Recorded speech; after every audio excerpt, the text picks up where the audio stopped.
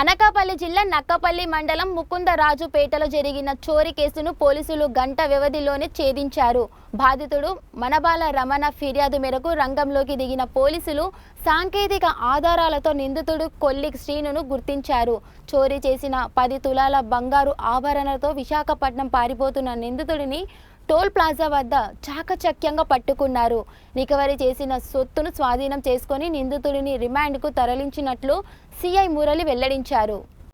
ముకుందరాజుపేటలో గత 2 రోజుల క్రితం అనగా 18వ తారీఖున మనబాల రమణ అనే వ్యక్తి ఇంట్లో దొంగతనం జరిగింది. అతను అమ్మగారు లేనప్పుడు మధ్యాహ్నం 10:30-11 తర్వాత సాయంత్రం 6 గంటల లోపు అతని ఇంట్లో తాళం ఎరగొట్టి ఆయన బీరువా తలుపులు కూడా ఎరగొట్టి దొంగతనం చేశారని, సుమారుగా 10 తులాల వరకు వస్తువులు పోయాయని రిపోర్ట్ తాలూకా అంశంలో ఆ రిపోర్ట్ తాలూకా అంశంను బట్టి మనం కేసు నమోదు చేయడం జరిగింది.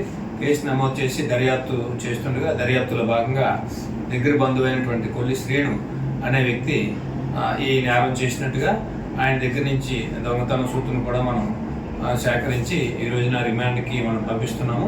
ఆ దొంగతనం సంబంధించిన వస్తువులు సుమారు 34 వరకు మీరు చూస్తున్నటువంటి వస్తువులు ఇవన్నీ కూడాను సుమారు 10 తులాల వరకు ఉంటున్నాయి.